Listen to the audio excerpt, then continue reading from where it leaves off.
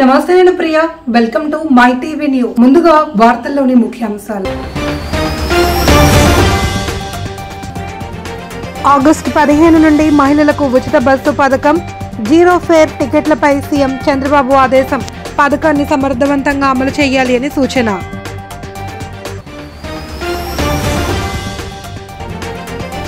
ఈ నెల 24న ప్రేక్షకుల ముందుకు వస్తున్న హరిహర వీరమల్లు చిత్రం సినిమాను ప్రమోట్ చేసే క్రమంలో Pawan Kalyan press meet AM రత్నంకు ఫిల్మ్ డెవలప్మెంట్ కార్పొరేషన్ చైర్మన్ పదవిని ప్రతిపాదించానన్న Pawan.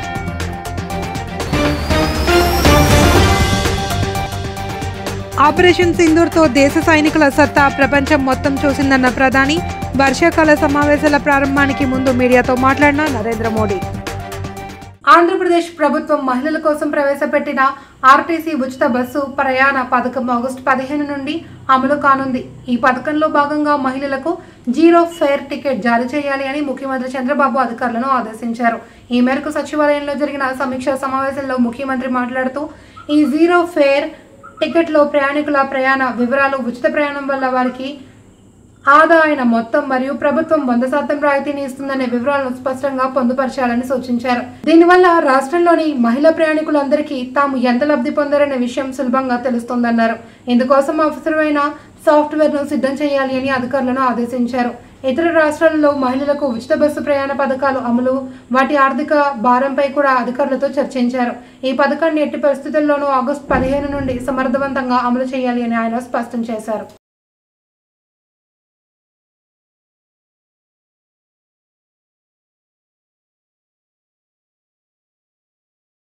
AP deputy CM power star Pawan Kalyan తాజా చిత్రం హరిహర వీరమల్లు సినిమా ఈ నెల 24న ప్రేక్షకుల ముందుకు వస్తోంది. ఈ చిత్రంపై భారీ అంచనాలు ఉన్నాయి. పవన్ కెరియర్లో ఇది తొలి పాన్ ఇండియా సినిమా కావడం గమనార్హం. ఈ చిత్రంలో పవన్ చారిత్రక యోధుడిగా కనిపించనున్నారు. మరోవైపు ఈ సినిమాను ప్రమోట్ చేసే క్రమంలో పవన్ ప్రెస్ మీట్ నిర్వహించారు. ఈ సందర్భంగా పవన్ మాట్లాడుతూ సినిమాను ఎలా ప్రమోట్ చేసుకోవాలో తనకు తెలియదని, ఈ ప్రెస్ మీట్ పెట్టడానికి ఏఎం రత్నమే కారణమని చెప్పారు. ప్రాంతీయ సినిమాను పాన్ ఇండియా స్థాయికి తీసుకువెళ్లిన వ్యక్తి ఏఎం రత్నమని కితాబిచ్చారు. ఏపీ ఫిల్మ్ డెవలప్మెంట్ చైర్మన్ గా ఏఎం రత్నాన్ని చేయాలి అని ముఖ్యమంత్రి చంద్రబాబుకు తాను ప్రతిపాదించారని సంచలన కీలక విషయాన్ని వెల్లడించారు. కేవలం తన నిర్మాత అనే ఉద్దేశంతోనే తాను ఈ పదవికి ఆయన పేరును ప్రతిపాదించలేదని, ఆయన అందరి హీరోలతో పనిచేశారని, పాన్ ఇండియా స్థాయిలో ఆయనకు పరిచయాలు ఉన్నాయని తెలిపారు. పరిస్థితులు ఎదుర్కొంది, అన్నిటికీ మధ్యలో సినిమా మన క్రియేటివ్గా కొంత ఇబ్బంది ఎదుర్కొంది. అల్టిమేట్ ఆబ్జెక్టివ్ సినిమా బాగా రావాలని, నేను ఎప్పుడేం చేసినా సినిమా బాగా రావాలనుకుంటాను.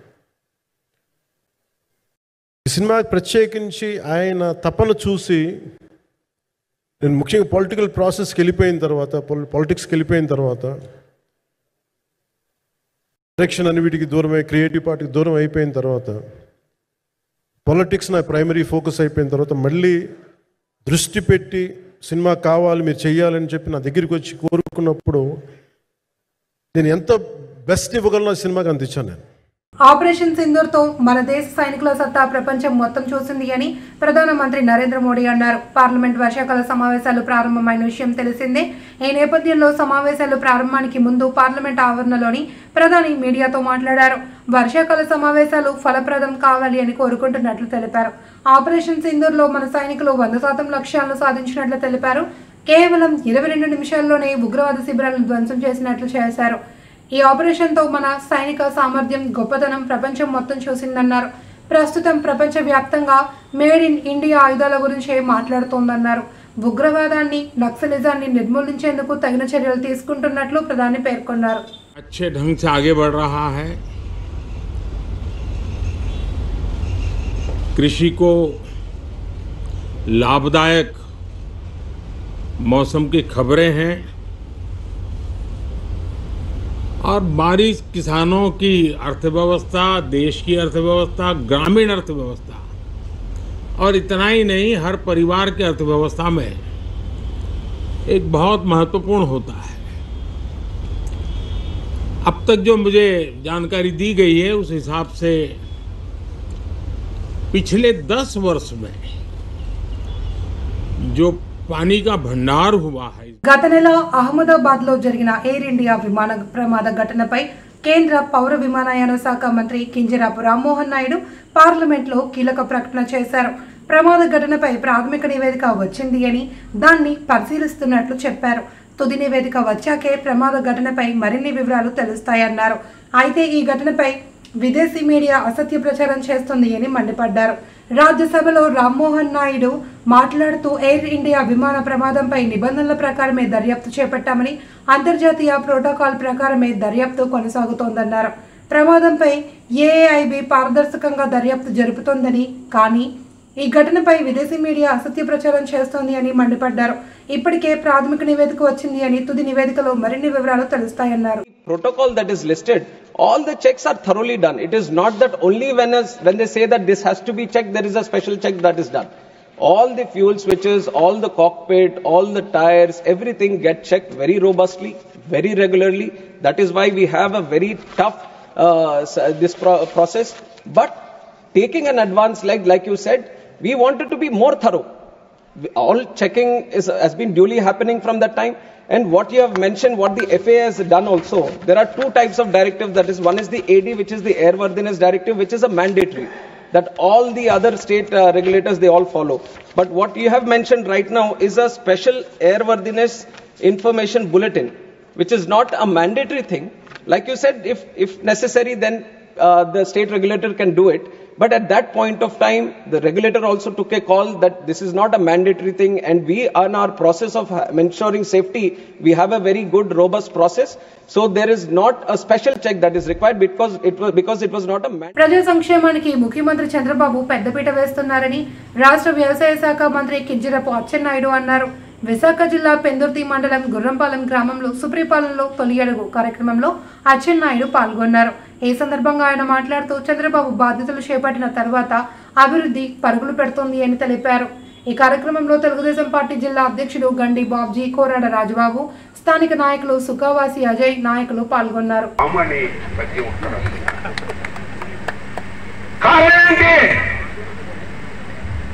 మళ్ళీ ఆయన వస్తే మా బతుకులన్నీ పోతాయి.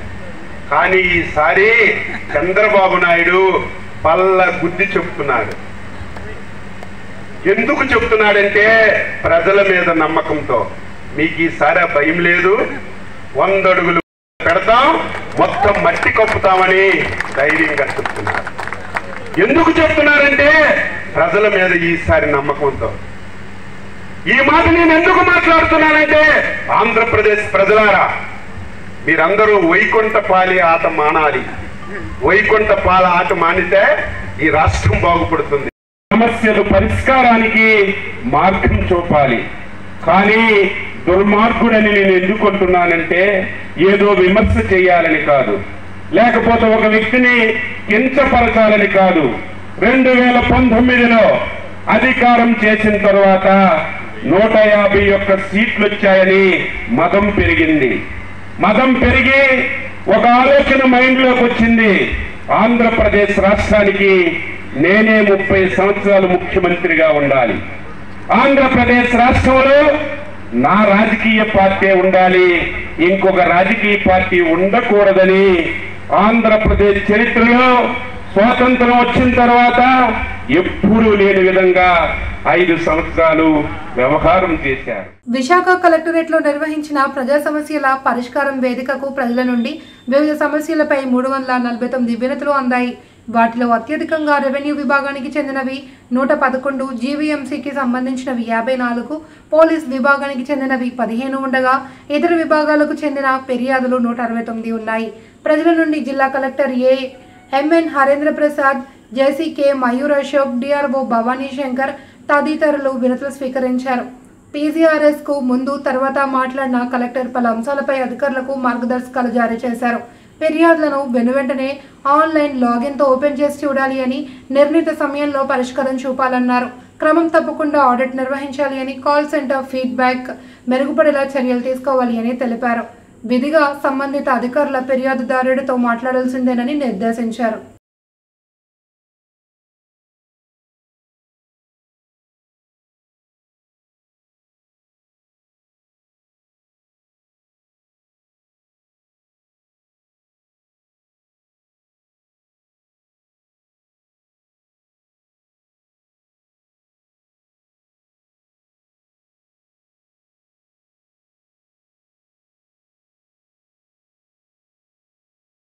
అనంతపురం పట్టణం ఆర్ట్స్ కాలేజీ ఆడిటోరియంలో జరిగిన ఆంధ్రప్రదేశ్ రాష్ట్ర మాజీ సైనిక సంక్షేమ సంఘం మొట్టమొదటి రాష్ట్ర స్థాయి జనరల్ బాడీ సమావేశం మరియు నామినేటెడ్ పోస్టుల ప్రమాణ స్వీకార మహోత్సవం ఘనంగా నిర్వహించారు. సంఘం రాష్ట్ర అధ్యక్షులు తాండ్ర సాంబశివరావు అనంతపురం శాసనసభ్యులు దగ్గుబాటి వెంకటేశ్వర ప్రసాద్ను మర్యాదపూర్వకంగా కలిసి అనంతపురంలో మాజీ సైనికులు ఎదుర్కొంటున్న దీర్ఘకాలిక సమస్యలను పరిష్కరించవలసిందిగా కోరారు. ప్రధాన కార్యదర్శి డాక్టర్ సూర్రెడ్డి శివకుమార్, ఏపీ నాయుడు, సుంకర శేషగిరిరావు తదితరులు పాల్గొన్నారు.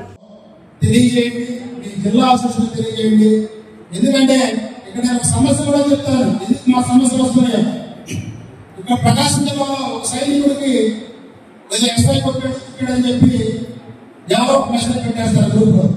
అది నిజమా అబద్ధమా నాకు అనవసరం. మానవుడు 10 మంది చదువుకుంటారు, అది చాలా తప్పు, అది చాలా తప్పు, అక్కడ కొడతాడు ముఖ్యంగా లేదా ఇక్కడ ఏం జరిగింది?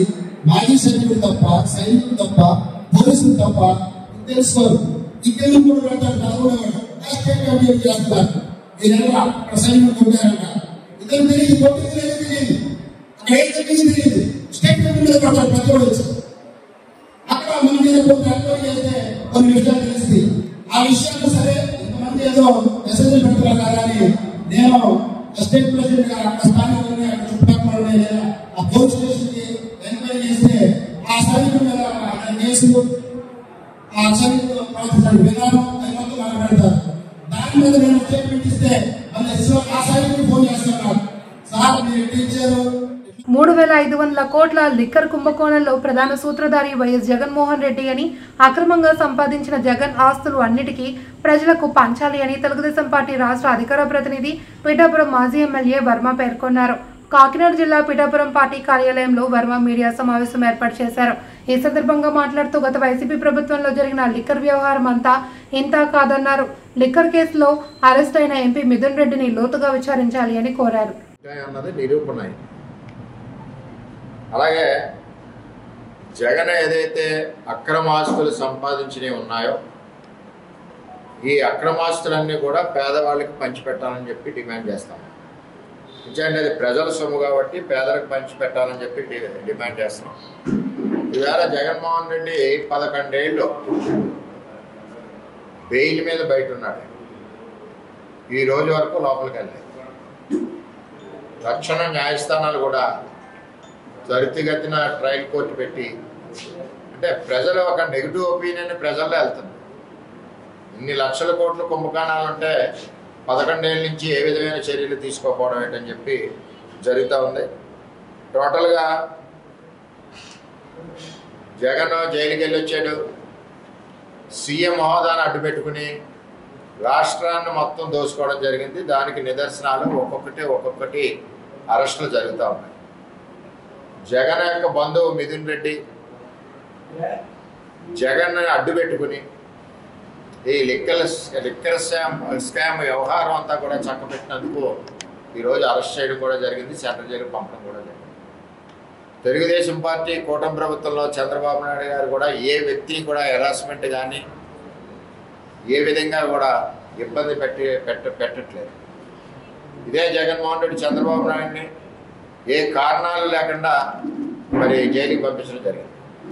ఈవేళ సామాజిక సేవా కార్యక్రమాల్లో భాగంగా విశాఖ జిల్లా గాజువాకు చెందిన అమ్మ చారిటబుల్ ట్రస్ట్ ఆధ్వర్యంలో తుని సమీపం బుద్ధవరం గ్రామంలో రైతు దేవోభవ పేరిట సేవా కార్యక్రమాన్ని నిర్వహించారు. కౌలు రైతులకు ఎరువులు, పనిముట్లు, వస్త్రాలు పంపిణీ చేశారు. ఈ సందర్భంగా ట్రస్ట్ వ్యవస్థాపకుడు మల్లా భాస్కర్, చైర్మన్ బాడా శ్రీనివాస్ సోని మాట్లాడుతూ అన్నదాతలకు అండగా నిలవాలన్నదే ట్రస్ట్ లక్ష్యం అన్నారు. ట్రస్ట్ ఏర్పడ్డాక జరుగుతున్న 238వ కార్యక్రమం అన్నారు. భవిష్యత్తులో మరిన్ని సేవా కార్యక్రమాలు నిర్వహిస్తామని తెలిపారు. ఎవరు కూడా నేను రైతు అవుతాను కూడా నేను వినలేదు ఈరోజు. దానికి కారణం ఏంటి అంటే ఫస్ట్ మనం పేరెంట్స్ పిల్లలకి ఆ ఫుడ్ యొక్క ఇంపార్టెన్స్ పిల్లలకి మనం తర్వాత టీచర్స్ కూడా లంచ్ టైం చెప్పలు కూడా ఆ రైతు ఎంత కష్టపడితే వాళ్ళ ఫుడ్ లంచ్ బాక్స్ లోకి వస్తుంది. దాని వల్ల ఎంత మన అమ్మ చరిత్ర ప్రశ్నలో చిరునవ్వుతో కొంతమంది మా ఫస్ట్ మెంబర్ అయ్యే కారణం వల్ల కొట్టపోవచ్చు. మరి అందువల్ల ఇక్కడ ఉన్న వాళ్ళు అందరూ కావచ్చు చిన్న చిన్న పనులు మరి చిన్న చిన్న ఉద్యోగం చేసుకుంటూ రైతన్నను బతికించుకుందామనే ఆలోచనతోనే మరి ఈ కార్యక్రమం తలపెట్టాము. మరి ఇందులో వాళ్ళకి చిన్న ఆనందాన్ని ఇవ్వాలి అంటే వాళ్ళు ఏం చేస్తారన్నది కూడా మనకు తెలియాలి. కాబట్టి ఈరోజు మరి రైతులందరికీ కూడా యాక్చువల్లీ ఎరువు బస్తాలు కూడా ఇద్దాం అనుకున్నాము, కానీ ఎక్కడ దొరకలేదు మాకు. మరి ఈరోజు మరి మా తోటి వ్యవస్థాపకులు ఐనాయుడు గారు తల్లిదండ్రులు ఉంటే వ్యవసాయం చేయలేక కౌలుకి ఇచ్చేస్తున్నారు. పండించే ఓపిక లేదు. పొలం దున్నేటప్పుడు చుట్లు గొట్లు చేసేవారు పూర్వం. విశాఖ జిల్లా జీవీఎంసీ 65వ వార్డు బాంబే కాలనీ గరుడాద్రి కొండపై కొలువై ఉన్న శ్రీ వెంకటేశ్వర స్వామి ఆలయాన్ని విశ్వ హిందూ పరిషత్, హిందూ ధర్మరక్ష సమితి, హిందూ ధర్మ పరివార ప్రతినిధులు సందర్శించారు. ఇటీవల ఆలయం వద్ద చోటు చేసుకున్న సంఘటనపై ఆరా తీశారు. ఆలయ చైర్మన్ దొడ్డి రమణ, ధర్మకర్త మంత్రి మంజులను వివరాలు అడిగి తెలుసుకున్నారు. కొండ పైభాగం నుండి వర్షం నీరు ఆలయం ముందుకు వస్తున్న కారణంగా చుట్టూ ప్రహరీ నిర్మించాలి అని తలచి పనులు చేపట్టామని, అయితే ఎలాంటి సమాచారం లేకుండా పెదగంటియాడ రెవెన్యూ సిబ్బంది ఆలయం వద్దకు వచ్చి గోడను కూల్చే ప్రయత్నం చేశారని, దీనివల్ల భక్తుల మనోభావాలు దెబ్బతిన్నాయి అని నిర్వాహకులు తెలిపారు. దీనిపై హిందూ సంఘాల ప్రతినిధులు మాట్లాడుతూ భక్తులను భయభ్రాంతులకు గురి చేసేలా అధికారులు ప్రవర్తించడం బాధాకరమన్నారు.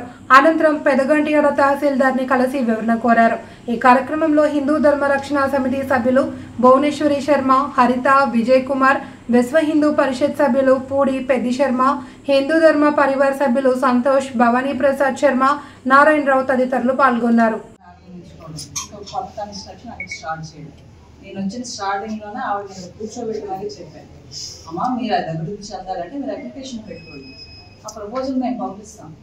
అఫీషియల్ గా ఎండోమెంట్ డిపార్ట్మెంట్ వెళ్ళిపోయిన తర్వాత అక్కడ ఎంత డెవలప్మెంట్ అయినా కూడా ఎండోమెంట్ కూడా one of the government land కదా ఎండోమెంట్ డిపార్ట్మెంట్ ఇస్తాం.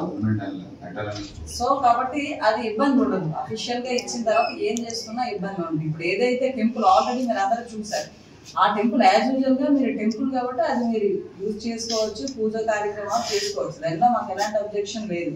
కానీ ఫర్దర్ గా కన్స్ట్రక్షన్ మీరు ఏదైనా చెయ్యాలి అనుకుంటే ఖచ్చితంగా కలెక్టర్ గారి పర్మిషన్ అన్నది ఉండాలి. ఇది తెచ్చుకున్న తర్వాత మీరు ప్రొసీడ్ అవ్వండి అని చెప్పాం. చెప్పినప్పటికీ కూడా ఆవిడ వినకుండా ఏదో ఒకటి కట్టడం. 2018 నుంచి ఇదే జరుగుతుంది. ఇప్పుడు సార్ చెప్పారు ప్రతిసారి మేము వస్తున్నాం, ప్రతిసారి జరుగుతున్న గత 2-3 రోజుల నుంచి ఏదైతే వైరల్ అవుతుందో ఇక్కడ ఈ గంట్యాడలో ఆలయాన్ని కూలదోయడానికి వచ్చినటువంటి రెవెన్యూ స్టాఫ్ అన్యాయంగా కూలదోస్తామని చెప్పి రావడం, ఇది గత 2 సంవత్సరాల కిందటే గత వైసీపీ గవర్నమెంట్ లోనే దీనికి గడ్డు కాలం వచ్చిందని అనుకుంటే ఆ రోజు అక్కడ సందర్భంలో జేసీ వరకు వెళ్ళి అవన్నీ అడ్డులు తొలగి జాతీయ స్థాయిలో నిర్వహించిన నవరస శాస్త్రీయ జానపద సంగీతం నాట్య కళారూపాల పోటీల్లో గాజువాక బుడో కాలనీలోని నాట్యారాధన ఆర్ట్స్ అకాడమీ విద్యార్థులు ప్రతిభ కనబరిచి బలాన్ని పెంచారు. ఇటీవల పల్నాడు జిల్లా చిలకలూరిపేటలో కళానిలయం ఆధ్వర్యంలో జరిగిన 40వ జాతీయ స్థాయి పోటీల్లో అకాడమీకి ప్రథమ బహుమతితో పాటు మరిన్ని బహుమతులు లభించాయి. ఈ నేపథ్యంలో అకాడమీ చిన్నారులను గాజువాక ఎమ్మెల్యే పల్ల శ్రీనివాసరావు, డిప్యూటీ మేయర్ దల్లె గోవిందరాజు అభినందించారు. ఈ సందర్భంగా అకాడమీ డైరెక్టర్ కొవిరి కనకరాజు, నృత్య గురువు నంబాల జ్యోతి మాట్లాడుతూ ఎంతో మంది ప్రముఖులు అవార్డులు అందుకున్న వేదికపై అకాడమీ చిన్నారులు బహుమతులు అందుకోవడం అదృష్టంగా భావిస్తున్నామని చెప్పారు. ఇదంతా చిన్నారుల తల్లిదండ్రులు అందిస్తున్న ప్రోత్సాహంతోనే సాధ్యమైందని తెలిపారు. ఈ కార్యక్రమంలో నాట్యాచారులు కొండేటి వెంకటేశ్వరరావు, సత్య తదితరులు పాల్గొన్నారు. నాట్యారాధన డాన్స్ అకాడమీలో 40వ జాతీయ స్థాయి పోటీలు జరిగాయండి. మే 26 నుంచి 29 వరకు జరిగాయి అక్కడ గుంటూరులో. సో ఆ రోజు అక్కడ ఈ పిల్లలందరికీ అవార్డ్స్ రావడం జరిగింది. సో లోకల్ గా మన శాసనసభ్యులు ఎవరైతే ఉన్నారో పల్లా శ్రీనివాసరావు గారి చేతుల మీదుగా ఈ పిల్లలందరికీ ఈ అవార్డు ఫంక్షన్ చేయాలి అనే ఉద్దేశంతో నాట్యారాధన డాన్స్ అకాడమీ యాజమాన్యం అంతా ఉద్దేశించి ఈ అవార్డు ఫంక్షన్ చేయడం జరిగింది. సో యాజ్ ఏ పేరెంట్ గా ఇక్కడ మా అమ్మాయికి కూడా అవార్డు వచ్చిందండి. సో అందరి పేరెంట్స్ తరపున, అందరి పిల్లల తరపున కూడా నాట్యారాధన డాన్స్ అకాడమీకి నేను కృతజ్ఞతలు తెలియజేసుకుంటున్నాను. ఇంత మంచి డాన్స్ అకాడమీలో జాయిన్ చేసినందుకు నాతో పాటు మిగతా పేరెంట్స్ కూడా హ్యాపీగా ఉన్నారని నా ఉద్దేశం. Thank you so much. అది 40 సంవత్సరాల నుంచి కూడా వాళ్ళు ఆల్ ఇండియా డాన్స్ కాంపిటీషన్ అన్నది కండక్ట్ చేస్తున్నారు. అందులో కూడా మేము ఒక 4 years నుంచి పార్టిసిపేట్ చేస్తున్నాం. చేసిన క్రమంలో ఎప్పటి నుంచి అక్కడ మేము ఎలాగైనా సరే ఆల్ ఇండియా ఫస్ట్ కొట్టాలి అని చాలా గట్టిగా మేము ప్రయత్నం చేసాం. చేసిన క్రమంలో లాస్ట్ ఇయర్ మాకు 3rd వచ్చింది. ఇయర్ మెయిన్ సపోర్టింగ్ అంతా తల్లిదండ్రులు మెయిన్ చాలా వరకు. మేము ఏ విధంగా హాలిడేస్ ఉన్న 1 month కూడా ఎక్కడికి వెళ్లకుండా బయట ప్రోగ్రామ్స్ క్యాన్సిల్ చేసుకున్నారు, వాళ్ళు ఇండివిజువల్ క్యాన్సిల్ చేసుకున్నారు. వార్తల్లోని ముఖ్యాంశాలు. ఆగస్టు 15 నుండి మహిళలకు ఉచిత బస్సు పథకం, 0 ఫేర్ టికెట్లపై సీఎం చంద్రబాబు ఆదేశం. పథకాన్ని సమర్థవంతంగా అమలు చేయాలి అని సూచన.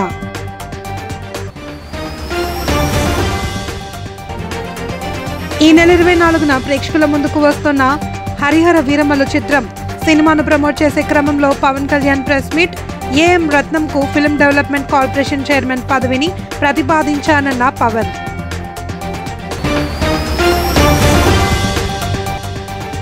ఆపరేషన్ సింధూర్తో దేశ సైనికుల సత్తా ప్రపంచం మొత్తం చూసిందన్న ప్రధాని. వర్షాకాల సమావేశాల ప్రారంభానికి ముందు మీడియాతో మాట్లాడిన నరేంద్ర మోడీ. ఈ వార్తలు ఇంతటితో సమాప్తం. తిరిగి రేపు ప్రసారమయ్యే మైటీవీ న్యూస్ తో మళ్ళీ కలుసుకుందాం. అంతవరకు సెలవు. నమస్తే.